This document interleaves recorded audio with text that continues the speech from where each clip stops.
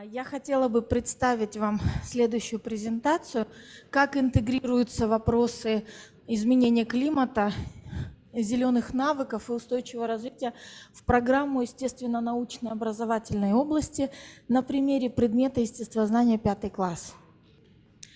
Коллеги, сегодня уже Лариса Юрьевна говорила вам про цели устойчивого развития, но опять-таки, как раз-таки, на что я хочу обратить внимание, что ЦУР и как бы легли в основу содержательной базы нового образования. И как раз-таки предмет естествознания, он раскрывает несколько целей устойчивого развития. Соответственно, помимо цели номер 4, это качественное образование, это у нас и недорогостоящая чистая энергия, это и сохранение экосистем, это и борьба с изменением климата, сохранение экосистем суши, это у нас и устойчивые города и населенные пункты, ответственное потребление и производство и, так скажем, чистая вода, санитария, и не только эти. Итак, мы все с вами говорим устойчивое развитие, устойчивое развитие. А что же такое устойчивое развитие? И знаете, на самом деле печально, когда забиваешь тот же самый там Google поиск или Яндекс поиск, и вот выходит, да, можно на секундочку, карандаш, выходит вот эта модель.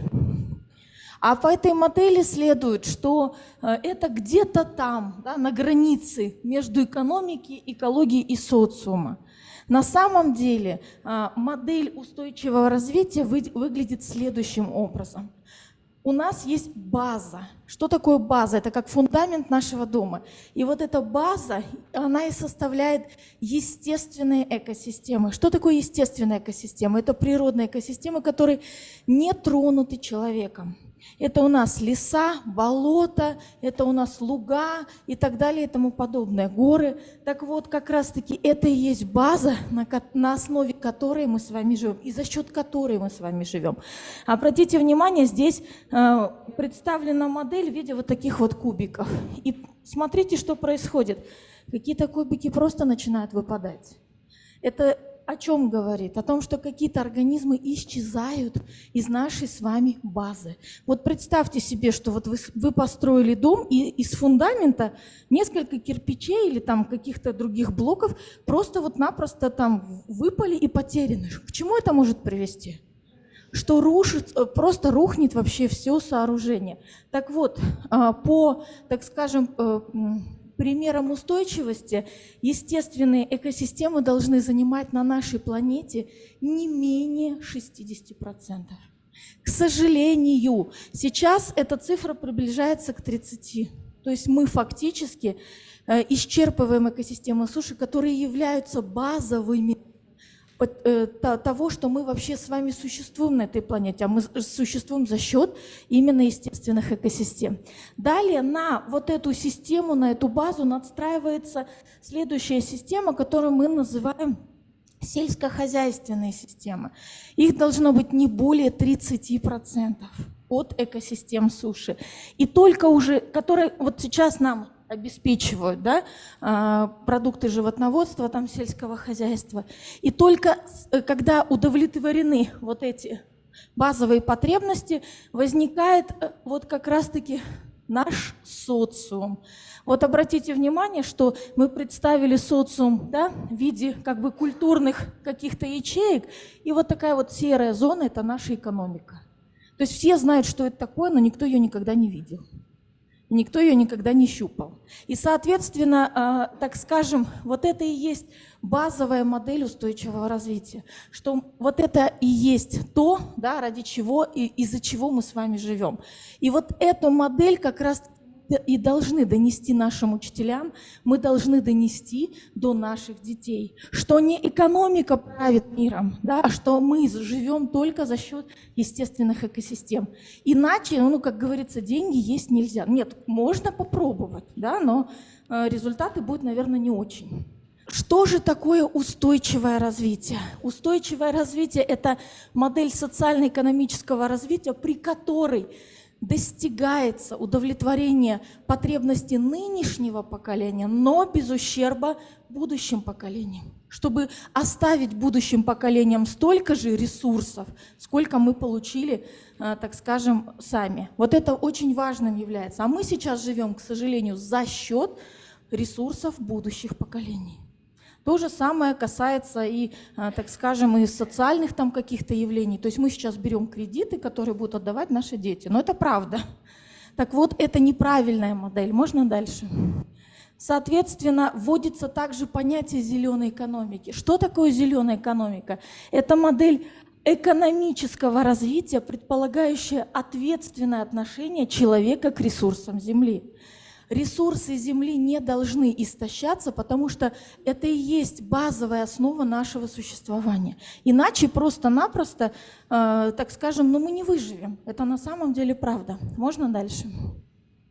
Итак, соответственно, главная цель Парижского соглашения, Парижское соглашение было подписано в 2015 году, и Кыргызстан ратифицировал его в 2019 году. Обратите внимание, да, что цель Парижского соглашения не допустить температуры выше, чем на 1,5–2 градуса. Вот если у нас средняя температура 36,6–37, представьте, если наша температура с вами, вот тело, поднимется на 2 градуса. Мы будем жить, да, но качество этой жизни будет, ну, так скажем, не очень. Так вот, опять-таки, базовая температура нашего планетарная у нас плюс 15 градусов. И как раз-таки мы знаем, что изменение климата происходит, но базовая вещь мы должны удержать не более 1,5–2 градуса. А что касается Кыргызстана, если даже мир поднимется, да, температура на 2 градуса, в Кыргызстане это может достичь 6 и выше градусов. Почему? Мы с вами, естественники, знаем, что Кыргызстан это страна континентальная, да, с резким как бы континентальным климатом, и нас не регулирует как раз-таки мировой океан. Да? Соответственно, у нас это все будет очень еще более интенсивнее. Какой же выход можно предложить? Как раз-таки то, что вот вам сегодня презентировала Лариса Юрьевна, что в образовательный стандарт, в государственный, введено такое понятие, как зеленые навыки. То есть фактически, что такое зеленые навыки? Получается, образование перестает быть этапом в начале самостоятельной жизни, а становится непрерывным процессом, сопровождающим человека на протяжении всей его жизни. И само понятие даже вот профессии, да, как вот сегодня уже было сказано раньше, оно просто устаревает, потому что на смену приходят именно навыки и компетенции, которые необходимы для решения определенных задач. И устойчивое развитие фактически противостоит уже всем ужасам прогнозов. Переход через компетентностный подход. Миру нужны зеленые профессии, они требуют другого типа подготовки и навыков. Вот представьте себе, вот вы все преподаете в школе, вот представьте себе ребенка, который сейчас у вас учится. Когда он закончит школу, то, чему вы его научили, оно уже автоматически устареет. Поэтому мы должны сфокусироваться с вами на развитии как раз-таки навыков, да, soft skills. Как раз-таки soft skills является, зеленые навыки являются частью soft skills. Вот это то, что мы должны с вами понимать. Потому что какую-то информацию можно при наличии там интернета сразу найти, да, ответить там на самый сложный вопрос, просто вот знаниевый. А вот эти навыки, те, которые мы должны с вами как раз-таки развивать и формулировать.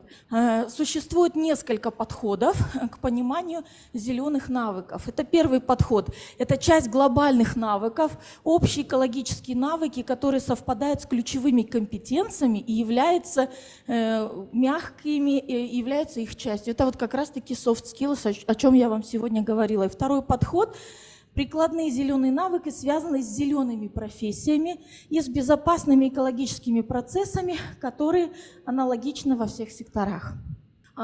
Общие экологические навыки делятся на следующие категории. Это у нас когнитивные компетенции, межличностные компетенции и внутриличностные компетенции. Далее. И вот само понятие зеленых навыков, да, или их можно услышать аббревиатура Green Skills, это знания, ценности, необходимые для жизни, развития и поддержки устойчивого, ресурсоэффективного общества, все, что мы используем для того, чтобы сделать мир вокруг нас более экологичным, энергоэффективным и безопасным. Соответственно, общие экологические навыки включают общие знания, навыки, отношения и ценности, и они необходимы для внесения вклада в устойчивое социальное, экономическое, экологическое развитие на любой работе. Развитие зеленых навыков важно для озеленения всех отраслей, поскольку они позволяют человеку развить зеленый образ мышления и применять общие производительные практики, минимизирующие воздействие на окружающую среду. Благодаря зеленым навыкам, зеленые навыки как бы являются вызовом, да, к нынешней сложившейся тенденции, которую мы с вами наблюдаем, в том числе и разрушение естественных экосистем. Можно дальше? Итак, соответственно, также есть более, так скажем, понятие, да, надпредметное, это метанавыки. Это вот как раз-таки soft skills на самом деле, которые обеспечивают переход на новый уровень с людьми, адаптивность к условиям внешней среды. И это развитие позволяет сегодня как раз-таки овладеть критическим мышлением. То как раз-таки, о чем говорила Лариса Юрьевна, да, это у нас 4К компетенции. Можно дальше? И, соответственно, посмотрите, пожалуйста, знакомая схема, но эта схема как раз-таки называется 6R, да? Переосмысли, rethink, да? Откажись, если это тебе не нужно, refuse, почини, repair, потребляй меньше, reduce, повторно используй, reuse и переработай вторично, recycle. 6 базовых, так скажем, навыков, которые мы должны прошить нашим учителям и нашим, соответственно, ученикам. Без этого базового понятия мы просто мы не достигнем цели устойчивого развития, и мы, соответственно, не перейдем на вот этот новый уровень, который мы должны сформировать у наших детей. Можно дальше? И, соответственно, есть понятия такие, как надпрофессиональные, в том числе глобальные зеленые навыки. Посмотрите, это системное мышление, да? Клиентоориентированность, бережливое производство, межотраслевая коммуникация, мультиязычность и мультикультурность, навыки художественного творчества, экологическое мышление, работа с людьми, управление проектами, работа в условиях неопределенности, а также программирование, робототехника, искусственный интеллект. Что касается искусственного интеллекта, знаем, да, что сейчас, то, что вот как раз-таки сегодня уже было сказано, это бьет рекорды вообще всего понимания. И как раз-таки обратите внимание на прикладные зеленые навыки. Есть что-то знакомое? Мы с вами об этом уже говорили. Кто вот, например, у нас был в проектах по энергосбережению, да, шпиры проекты. Как раз-таки базовыми являются это сохранение естественных экосистем, озеленение разнообразными местными видами, не привозными, да, которые плохо адаптируются в наших условиях, а именно местными. Вторичная переработка мусора, использование возобновляемых источников энергии, энергосбережение, энергоэффективность, теплоэффективность, также навыки личной безопасности в природе, сохранение талой воды, снижение выбросов и загрязнения, сохранение чистоты водоисточников и оказание первой помощи в чрезвычайных и опасных ситуациях. То, что вот как раз-таки вошло в нашу систему и было отражено в государственном образовательном стандарте, это у нас такие понятия, как физическая безопасность, безопасность технологическая, да, психологическая или информационная, и экологическая безопасность. То есть это 3 3 составляющие безопасной образовательной среды. Экологическая безопасность подразумевает это чистый воздух, вода, санитария, здоровая еда, качественное освещение, правильное соотношение температуры, вентиляции, энергоэффективности, озеленения. Физическая безопасность – это безопасные здания, в том числе и при чрезвычайных ситуациях, а также психологическая или информационная безопасность – это недискриминационное, толерантное, ненасильственное, неконфликтное поведение. И опять-таки, то, что уже сегодня было озвучено, в том числе вот и Айдар об этом говорил, что сейчас многие профессии, они уже просто теряют свою актуальность, да, они становятся, в принципе, ненужными. И на смену приходят новые профессии. Вот элементарный пример, да, вот до пандемии из вас кто-нибудь знал, что мы будем работать через электронные платформы? Да вот надо было, и в принципе прекрасно и без этого обходились. А сейчас вот как раз-таки вот эти информационные технологии, они позволяют более качественно доносить информацию, в том числе и до учеников. И появились новые профессии, но вот элементарно, да, люди, которые занимаются организацией Zoom-конференций. Было такое раньше? Не было. Это вот веяние, то, что сейчас на сегодняшний день актуально, и то, с чем мы с вами на сегодняшний момент сталкиваемся.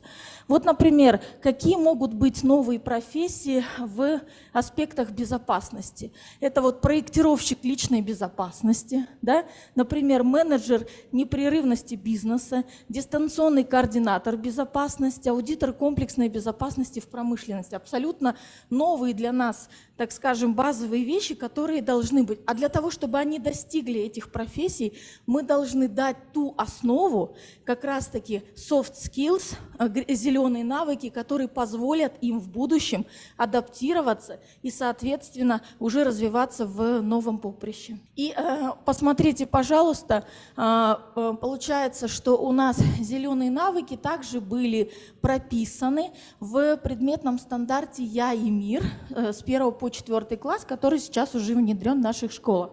И как раз-таки вот эта матрица проектирования стандарта и стандарта по естествознанию через ПИЗу, да, которую мы с вами ожидаем в 2025 году. Итак, прежде всего, понимаю себя, восприятие и понимание самого себя – это жизнестойкость, да, вовлеченность, самоконтроль, открытость новому, принятие риска, эмоциональный интеллект. Да? Также это у нас познаю мир, да, восприятие и познание окружающей действительности, управляю собой, учусь учиться, действую в команде, решаю проблемы, создаю новое. И, соответственно, что касается предмета естествознания, вот этот новый стандарт по естествознанию, он является как раз-таки вызовом в настоящем времени для достижения цели устойчивого развития, для того, чтобы, так скажем, как раз-таки развить в детях естественно-научную грамотность. То есть это современное природопользование, оно построено по принципу разрушения природы и высокомерия. Согласна с этим? То есть сейчас у нас, вот нас всегда говорили, не жди милости от природы, наша задача взять это самим себе.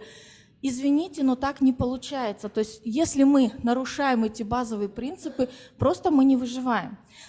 И далее в своем курсе естествознания мы должны дать такое мировоззрение, которое направлено на созидание, не на разрушение. Да, вот элементарный пример. Если ребята увидели, там, вот у меня там где-то на растении бегает паучок, что они хотят? Они хотят его убить. Зачем? То есть самое главное созидать. Вот это тоже нужно понимать, что не надо, так скажем, вообще разрушать все вокруг себя. Если у обучающихся не сложатся правильные представления о естественно-научном мире, то перспективы выхода из кризиса на сегодняшний момент, они затуманены. И как раз-таки естествознание, да, вот это базовый посыл, обеспечивает структуру сохранения мира. То есть через естествознание мы развиваем человека как личность грамотного, который будет жить в новом меняющемся мире и который не будет его разрушать, а будет созидать и беречь. Можно дальше? Соответственно, вводится такое понятие, как бережливое производство. Бережливое производство – это умение устранять потери любого рода, искать узкие места, улучшать процесс создания чего-либо. Навык помогает экономить ресурсы конкретного человека или целого производства. Например, если правильно рассчитать свою нагрузку, то вы не выгораете, потому что успеваете сделать больше и легче. Знакомы учителям? Соответственно, навык необходим и предпринимателям, которые связаны с мелким и средним и крупным производством. И этот навык необходим в том числе и нам, да, людям. То есть мы должны прежде всего правильно рассчитывать себя. Да? То есть у нас должно быть бережливое, но очень эффективное производство. Также экологическое мышление – это способность осознанно относиться к происходящим событиям без вреда для себя и окружающих. Что такое без вреда для себя и окружающих?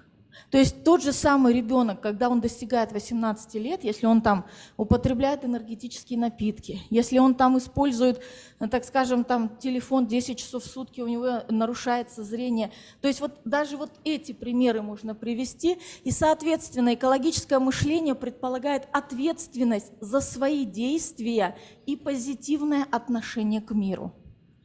Навык помогает увлекаться своим делом и получать удовлетворение от результата. Например, если в проекте сдвигаются строки, вы не паникуете, а ищете решение проблемы. Быстрее преодолевайте трудности, стремитесь закончить работу качественно. И вот как раз-таки, да, обратите внимание, у нас, соответственно, да, сейчас во всем мире, так скажем, доносятся до нас, и как раз-таки они являются частью ПИЗа, это глобальные компетенции. Что это такое? Это ценностно-интегративный компонент функциональной грамотности, имеющий ценностную основу, собственное надпредметное содержание и нацеленный на формирование универсальных навыков, которые называются soft skills, в том числе и зеленых навыков. И обратите внимание, да, что ценности, да, это гуманистические, духовно-нравственные ценности устойчивого развития. Предметное содержание – это меж- и метапредметное по сути, и универсальные навыки, критическое мышление, креативность, коммуникативность и коллаборация. Соответственно, обратите внимание, да, что естественная научная грамотность предполагает, что основная цель естественно-научного образования в большинстве стран мира – это не синоним естественно-научных знаний и умений, это знания и умения в действии. И не просто в действии, а применительно к реальным задачам и проблемам, которые окружают непосредственно самого человека. Можно дальше? Что касается нового стандарта по образованию, как я уже сказала, он является вызовом, да, ответом на вот эти вызовы современности. И в него интегрированы как раз-таки зеленые навыки. Стандарт по естествознанию, он является, как мы уже сказали, пропедевтикой всех будущих естественно-научных курсов, которые рассматриваются у нас в школе. География, физика, химия, биология, но также связан с ОБЖ, с обществоведением. Соответственно, цель предмета естествознания – это формирование у обучающихся основ естественно-научной картины мира, овладение ими базовыми зелеными навыками, методами познания изменяющегося природного и техногенного мира, использование их на практике и развитие интереса к естественно-научному знанию. И обратите внимание, да, вот сегодня уже был отсыл к образовательным результатам, я хочу прям вот подробно на них остановиться, которые заложены у нас в стандарте по естествознанию. То есть ученик, да, обучающийся, описывает естественно-научную материалистическую картину мира, строит простые модели природных техногенных объектов и процессов, описывает методы их изучения. Также применяет лабораторное оборудование для проведения простейших опытов измерений, определяет некоторые свойства природных объектов – воды, воздуха, почвы, анализирует, кратко характеризует результаты опыта. Также использует современные информационные коммуникационные технологии при решении учебных задач, в том числе для поиска и переработки научной и научно-популярной информации по естествознанию. То есть мы как раз-таки применяем вот эти навыки для того, чтобы вовлечь ребенка в поиск, да, а не просто запретить делать то, что они так и так будут делать. Также распознает тела живой и неживой природы, объясняет явления природы и процессы взаимодействия и превращения тел, веществ и энергии. Описывает вещества, входящие в состав живой и неживой природы, и проводит их простейшие классификации, различает их модели, оперирует знаниями об агрегатном состоянии вещества для объяснения явлений природы, устанавливает причинно-следственные связи при возникновении изменений в окружающем мире, делает выводы на основе фактов, строит логические рассуждения и применяет их на практике в своем близком окружении. Владеет современными представлениями о Вселенной, знаниями о планетах, входящих в состав Солнечной системы, в том числе Земли, как планета с жизнью. Обратите на это внимание. Это вот базовое отличие, да, что когда задаешь вопрос, например, детям, а чем же наша планета, вот почему она населена жизнью, а все остальные планеты, там, например, которые нам известны, на них пока жизнь не обнаружена. Все говорят, ну, такое расстояние там от Солнца, там такая-то атмосфера, но опять-таки базовым является то, что атмосфера, которую мы с вами имеем на планете Земля, это результат действия естественных экосистем. Наш азот 78, кислород 21, да, углекислый газ 0,3 – это результат биосферы, это результат деятельности биосферы. То есть вот это базовое, что мы должны понимать. Не то, что у нас были созданы условия, все это вот, так скажем, зародилось. Наоборот, когда оно зародилось, оно полностью трансформировало нашу планету таким образом, что мы с вами можем сейчас на ней жить. Вот представьте себе, что сейчас углекислый газ увеличится до 6%. Все? То есть мы просто-напросто не выживем. И как раз-таки регуляторами всего этого является естественная экосистема. Соответственно, владеет приемами исчисления времени, определяет времена года, опираясь на непосредственное наблюдение, демонстрирует знания об орбитах и циклах вращения Земли вокруг Солнца. Распознает и описывает географические оболочки, комплексы и природные зоны Земли. Описывает факторы здорового образа жизни, экологические проблемы своей местности и предлагает пути их решения. Оценивает принадлежность живого организма к определенной среде обитания, объясняет потребности живого организма и влияние факторов окружающей среды на него, понимает и может доказать значение жизни для всех процессов и планетов на планете нашей Земля. Применяет знания о разнообразии растений, животных, грибов и их свойств, в том числе различает лекарственные, ядовитые растения там, для хозяйственных нужд и так далее и тому подобное, и животных. Объясняет процессы обмена веществ и энергии между живыми организмами и окружающей средой. Объясняет простейшую структуру экосистемы. Вот что касается простейшей структуры экосистемы, вот смотрите, человек может создать сложный, там, не знаю, телефон, может запустить корабль в космос. Но когда были попытки создать простейшую экосистему, все попытки, к сожалению, обернулись крахом. Почему? Есть какое-то предположение? Можно я такой грубый пример приведу? Вот давайте сейчас вот у здесь сидящих у кого-то отрежем руку, у кого-то отрежем ногу, у кого-то отрежем там почку, все это соберем, оно будет жить. Почему? Почему этот Франкенштейн не будет жить? Потому что оно не взаимосвязано, потому что оно не имеет вот этого функционала, то есть оно как бы вроде как оно сложено, да, но это не система, и функционирование не происходит, обмена веществ не происходит.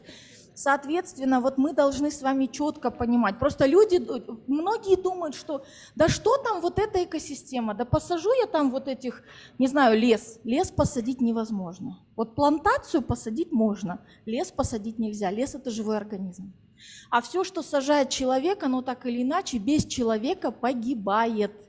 Потому что как раз-таки очень как бы должен быть включен, да, вот вся эта система должна быть включена в биогеохимические циклы, о которых вам будет сегодня сказано.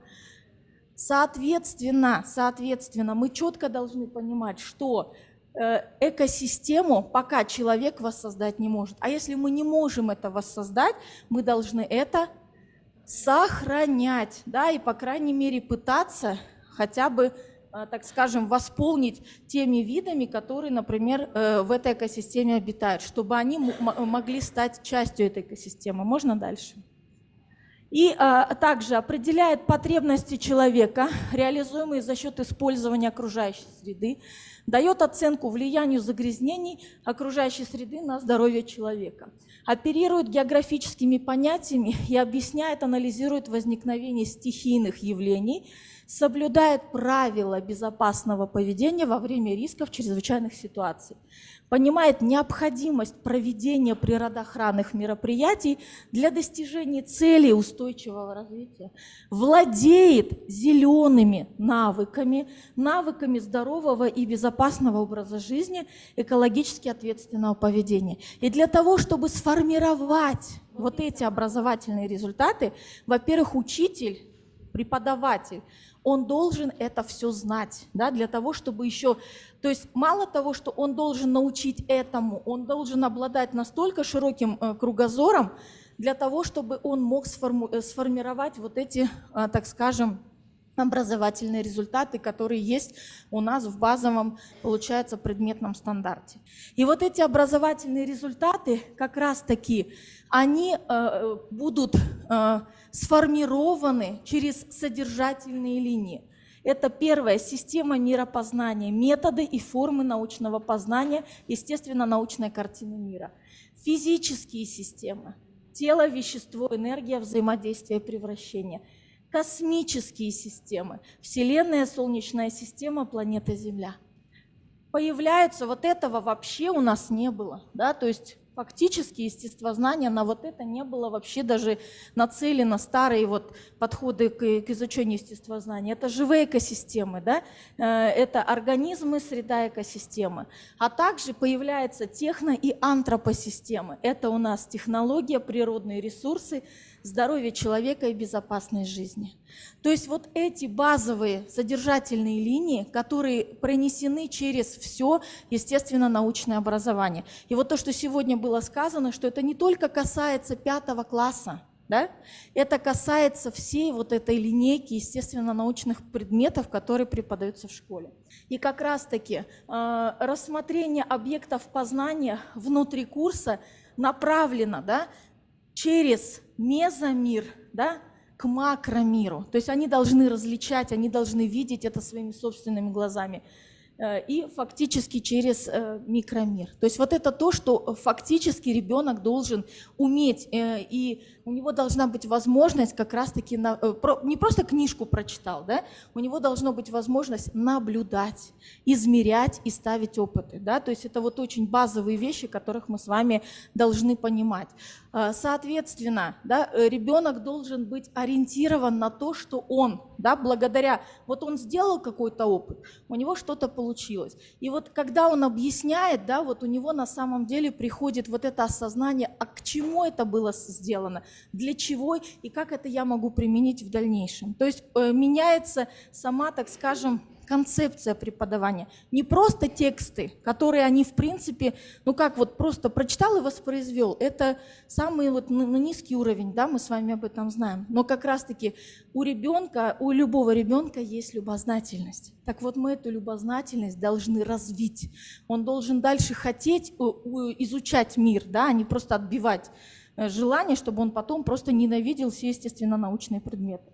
И опять-таки, да, вот благодаря вот через QR-код, сейчас у всех есть телефоны современные, вы можете попасть, так скажем, на как бы методические пособия проекта Джашил Климат, и там находится большое количество информационных материалов, которые можно просто-напросто использовать. Итак, благодаря, получается, QR-кодам можно также подписаться Telegram, Facebook, Twitter, Instagram. Да, это у кого есть Google аккаунт, вот можно следить, получается, что происходит через вот эти социальные сети. Спасибо большое за внимание. Если у кого-то есть вопросы, да, я с удовольствием отвечу.